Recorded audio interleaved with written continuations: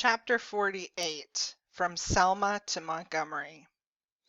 The tension in Selma was awful. Marchers and even reporters covering the marches were being roughed up and beaten. Where could they go for protection? Not to the police. The police and the state troopers were doing most of the beating. That's when 82-year-old Kager Lee marched. A state trooper went for him and whipped him until he was bloody. Jimmy Lee Jackson, Kager's grandson, carried his grandfather into a cafe. But the troopers weren't finished. They stormed right into the cafe. One trooper hit Jimmy's mother, and another shot Jimmy Lee Jackson in the stomach. He died 7 days later. That murder was too much for the civil rights workers to bear. They felt responsible. There was no stopping them now. The murder was also too much for some of Selma's white citizens. 70 of them marched in sympathy to the courthouse. 600 people, men, women, and children, most black, some white, gathered at Brown's Chapel.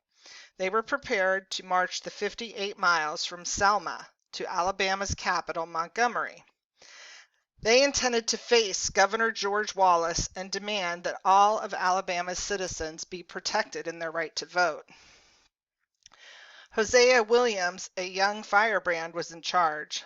Martin Luther King Jr. was in Washington consulting with the president. First they prayed, and then they began their march, singing as they went.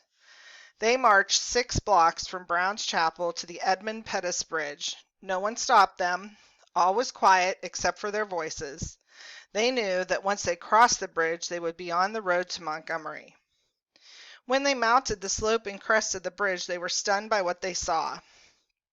Alabama state troopers were lined up, gas masks in place, bullwhips and billy clubs raised. The troopers didn't give anyone time to decide what to do. They moved forward. Some were on horseback, some on foot. Then they released tear gas bombs.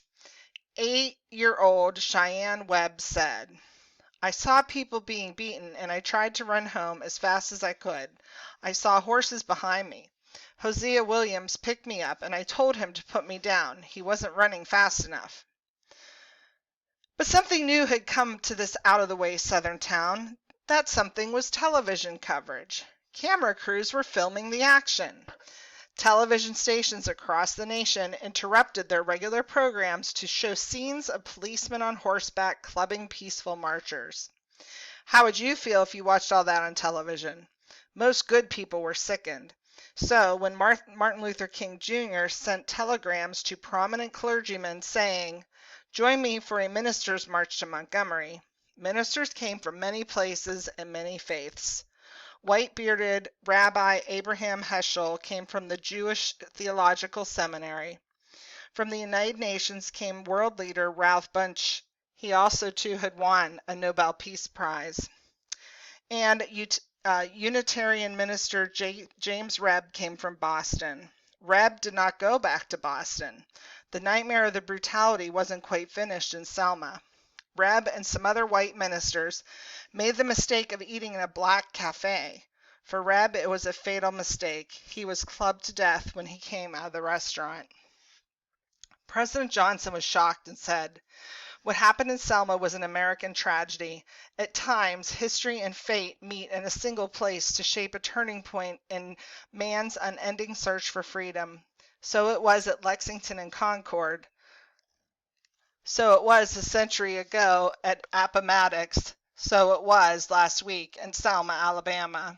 The president announced that he was sending a voting rights bill to Congress. Then he spoke to the 70 million people who listened on television. "It's not just Negroes," he said. "It's really all of us who must overcome the crippling legacy of bigotry and injustice." And he finished with these words from the Civil Rights theme song, "We shall overcome." "We were all sitting together," said a black leader who heard the president speak, and Martin was very quietly sitting in the chair and a tear ran down his cheek. It was a victory like none other.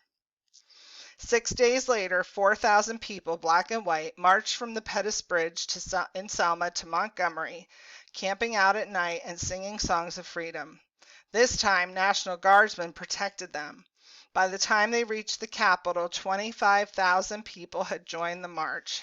Rosa Parks was there, and so were many of those who 10 years earlier had walked through winter's bluster and summer's heat rather than ride Montgomery's segregated buses. Martin Luther King Jr. had been an unknown preacher then. Now he was world famous.